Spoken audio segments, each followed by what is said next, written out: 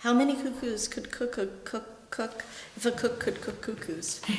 How many cuckoos could a good cook if a cook could cook cuckoos? How many cuckoos could a good cook if a cook could cook cuckoos? Is that good enough? My name is Wendy Shaw, and I teach Islamic art history at the FU in Berlin. And pretty much since I started studying Islamic art history in 1991, I've hated it. And so what I've always wanted to do is figure out, why does this thing exist in the way it does, and how can I change it? So as I said, I've always had an issue with Islamic art history, and I studied in a department at UCLA which was very critical theory oriented.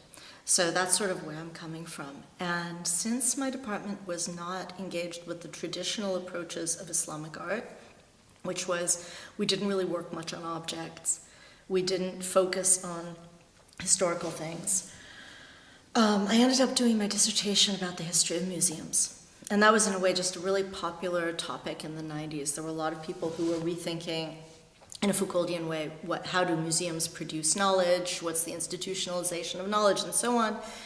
And I basically realized, wait, nobody has worked on museums outside of the West. So my first book, my dissertation and my first book were about museums in the Ottoman Empire. And actually it started out being about museums in Turkey.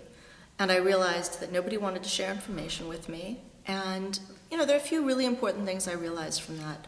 First of all, whatever academic work one does, it is ultimately about you. It's driven by you and your interests. So I wrote about Ottoman museums, but actually it was about, what does it mean to be hybrid? What does it mean to translate cultures? And as somebody from two different backgrounds, that's extremely personal. So it's not an autobiography, but it's an autobiography. And I think that people don't recognize that, or they won't admit it. But it's also an autobiography if you aren't conscious of that. Then I was thinking about it, and I was like, all of us critics, all we ever do is we criticize things. But the really hard thing is to invent how it could be otherwise. And so then my last book is about how it could be otherwise. And so it is about, it's a hard book to describe actually, but it's going to be called What is Islamic Art Between Religion and Perception? And there are many ways I can summarize what it's about. One way of summarizing it is, what would it be to look at or to experience the Islamic world without the vocabulary that's imposed through colonialism? So what would it be to experience that world without this notion of art, without framing it through history, without focusing on images? And what kinds of terminology emerge from that world itself? And so at some point I was thinking about calling the book Islamic Art History with all the words scratched out, and I was like, no publisher is going to let me do that, kind of like the artist formerly known as Prince. But yeah, so what it ended up was a book that's about how I would summarize it now that I've written the book is, what does it mean to study art history in a culture where the primary sensory organ is the heart? What is art history anyway? And it's a discipline that developed in the late 19th century that takes objects as facts. And it asks one to look at things largely in a way that's alienated from the rest of the world. Now, on the one hand, that can be really interesting because the visual gives us a lot of information that we don't know we're getting, and it becomes a mirror for our assumptions. So anytime somebody says the universal language of art, what that actually is an assumption that what you see when you look at something is what everybody else will see. It assumes that your own vision is universal. Because of this, art can be an amazing way of giving people ideas that they don't know that they're having. It's a very useful tool.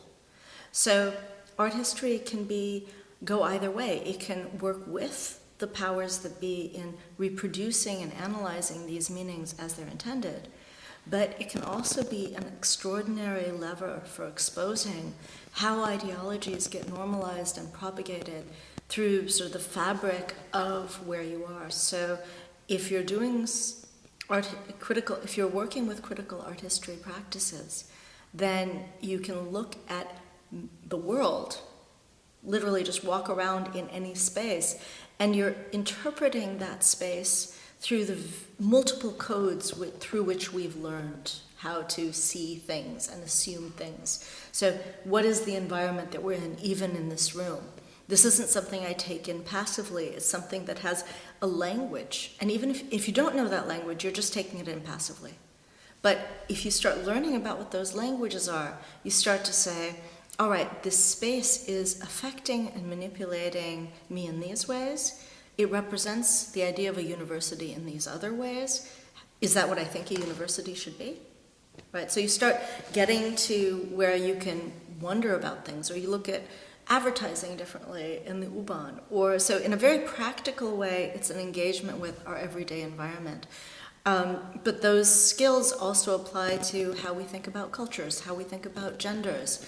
So it produces, if I had to say it sort of at a very basic level, it produces the visual as a language.